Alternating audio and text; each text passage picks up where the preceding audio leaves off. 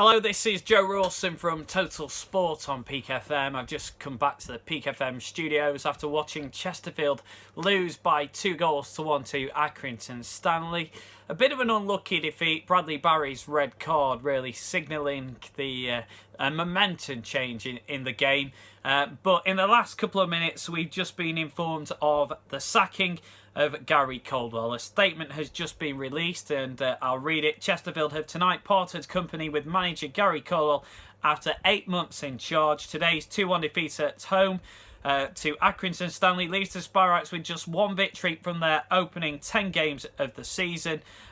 Director and company secretary Ashley Carson has said Gary has worked very hard during his time at the club, but we find ourselves in a lowly position after providing him with substantial backing in the transfer market. After making a very poor start to the season, we feel that now is the time to appoint a new manager to bring about a change in fortunes. No further comment will be made at this stage, and we have asked for further comment from the director and company secretary Ashley Carson, and as soon as he's able to speak to us, we will let you know on Peak FM and we will put that out there.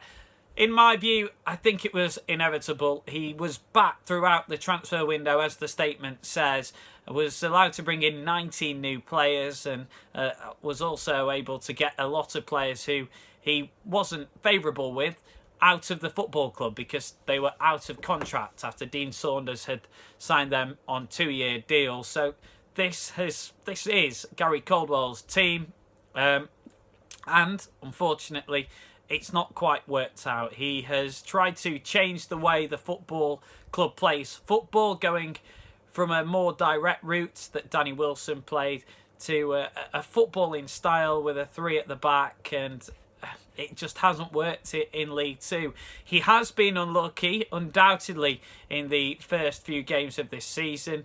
A bit of indiscipline from his side with a couple of sendings off, and also some bad refereeing decisions that have seen a couple of sendings off. It's very difficult with 10 men, but the confidence just looks drained from the side, and you know, it's a decision that I think most fans will be happy has been done.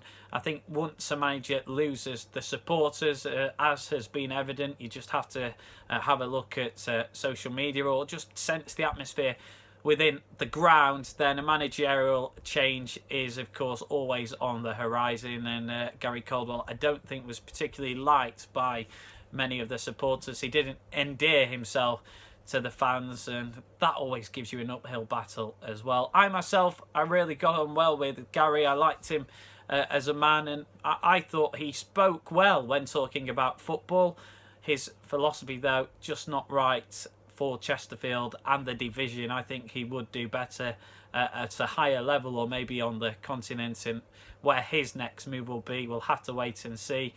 In terms of who will take charge of the side, well, Graham Barrow is under contract, though there are rumours linking him with the Chester job. In fact, there are rumours saying that he's been offered the Chester job, so I'm sure that will be his next move.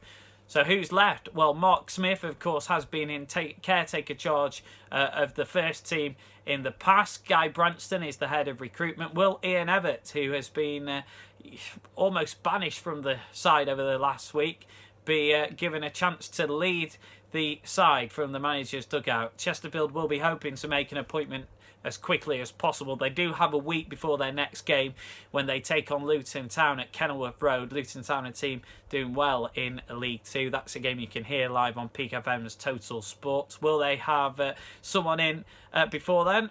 No, I doubt it. But, you know, who will be the names and the runners and the riders? Will it be the likes of Dean Holden, who nearly got the job last time, but Bristol City wouldn't release him? Will it be Neil Redfern? He was heavily linked.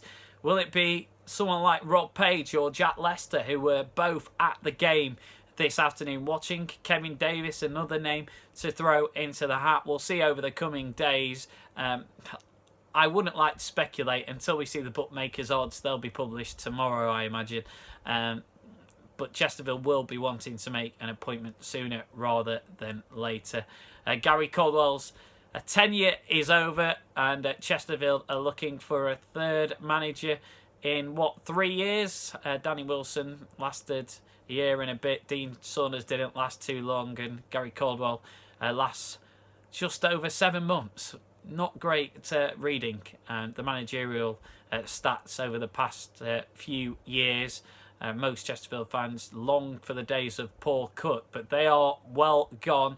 What I will say is the man who comes into the side, into the club, does have a squad that does clearly have quality in there. You know, it's just trying to knit it all together. I'm a full belief that Chesterfield do have the quality to get themselves out of the mess they're in and actually put a promotion push together. I still have money on them being in the top 7 at the end of the season if this manager can come in and knit things together and get it right. Of course, all the coverage on the managerial situation will be taking place on Peak FM. Coincidentally, it's a week that I'm away, so I'll try and keep across it and update you on social media. But yeah, Peak FM's Total Sport back next Saturday from Luton Town. Phil Tooley, part of the commentary team with that one, and the stoppage time phone-in is back at 5 o'clock, and we'll want to hear from you on your thoughts on who the new manager might be.